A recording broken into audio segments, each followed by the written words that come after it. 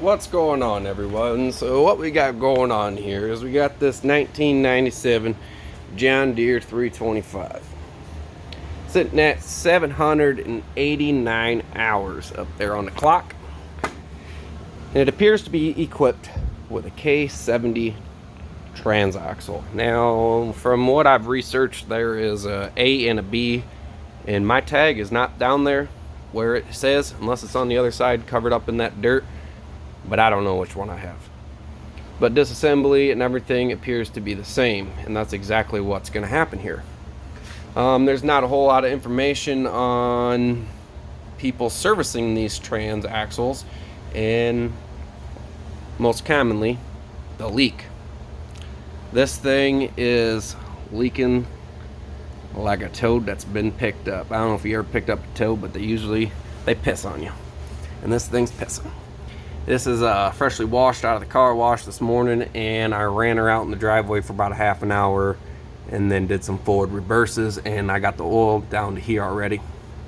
And from everything I've read, people are dealing with what they call a quarter or $half size oil spot on the floor. And I got a plow set up on this. It's kind of a homemade jabber. As you can see, all these wires are part of the contraption I've built out of it. And I'm not dealing with what appears to be more than a quarter to $half size oil spot.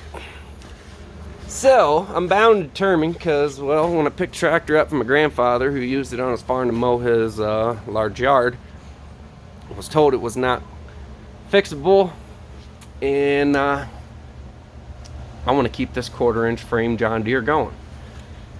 So we're going to tear the transaxle out. I'm going to do a little tutorial on that and see if we can solve this issue. If needed, we might have to take it down in the basement and do a little bit of machining if we can throw another seal or something up underneath there. But I think I have the leak located underneath of this here arm, which is controlled by your foot pedals, your forward and reverse. I do believe it's coming from up underneath of there. And then that fan just throws it everywhere. But put this thing, it's a workhorse. Those power cables are running back here to this here contraption, which was an old wheelchair lift out of a full-size van that has been modified into what is basically a 3-point. And then I have my control panel that sits on the fender, and all the electronics are stuffed in this box I built, and that controls that. And then also the electronic cylinder that goes onto the front, raises and lowers the plow. So that is not helping out my situation. It's a little bit of weight, and then I throw a chunk of railroad track up on the back for extra traction. No chains, but this thing pushes snow and or dirt like no other. It is a mini dozer, and I love it. So we're gonna fix it. We're gonna keep it running, and that's the goal, and that's what we're gonna try and do here.